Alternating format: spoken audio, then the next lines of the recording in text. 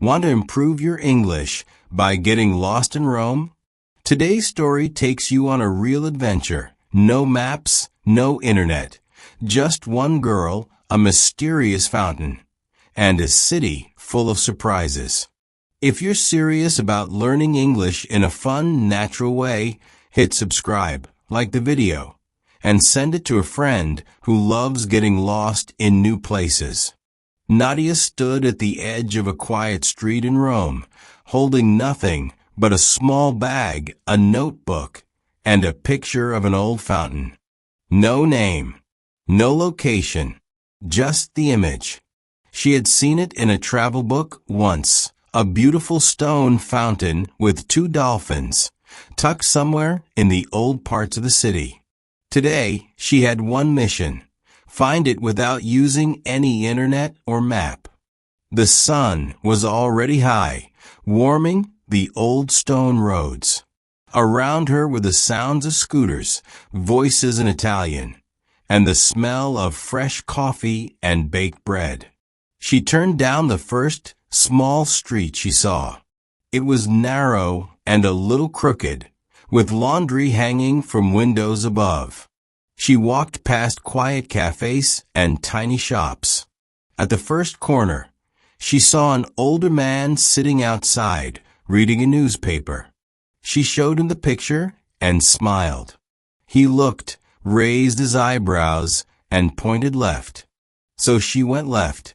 The street opened into a small square with a fountain, but not the right one. This one had lions. She smiled anyway and wrote in her notebook, "First wrong fountain. Still beautiful." She kept going.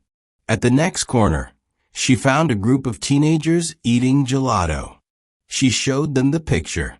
One of them pointed back the way she came. Another shook her head and pointed the other direction. They laughed and shrugged. Nadia thanked them and picked a path. Soon, she was walking uphill. The buildings here were older, with faded colors and small balconies. A cat crossed the street in front of her.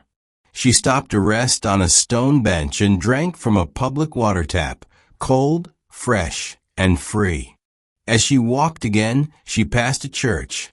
Inside, the cool air and silence made her pause. She didn't ask for directions this time. She just stood, looked at the paintings on the ceiling, and listened to her own breathing. Back outside, she found a flower shop. The woman behind the counter had kind eyes. Nadia showed the photo. The woman took a deep breath, pointed across the street, then drew a shape in the air with her finger. Maybe a map? Nadia followed the direction. She turned right, then left, then walked straight until the street narrowed into a small path between two buildings. There was a cafe with only two tables outside. An old man sat there drinking espresso. Behind him, something caught Nadia's eye. Stone, water, two dolphins. She froze. It was small, not famous.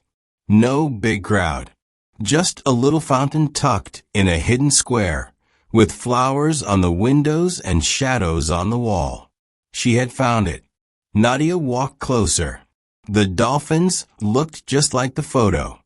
The water made a soft, perfect sound as it fell. She sat down and let out a laugh, half joy, half relief. She pulled out her notebook again and wrote, "No map, no internet, just people, streets, and instinct. And I found it." She stayed there for a while, watching the water, the light, and the quiet movement of the city around her. She realized something important. By not using a phone, she had spoken more, observed more, and remembered more. She had said, "Excuse me, can you help me?" and "thank you" in real conversations, again and again. Her English came out naturally, like water from the fountain. She didn't worry about grammar. She just used it to connect. The fountain was beautiful, but the real treasure was everything she had done to find it. And that's the real power of story-based learning. It gives you words you'll remember because you live them in your mind.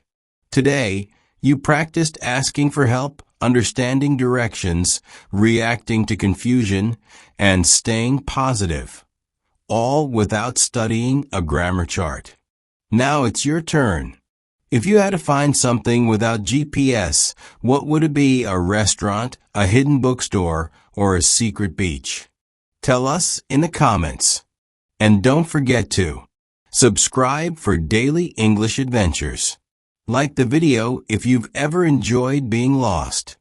And share it with a friend who still believes in paper maps and kind strangers.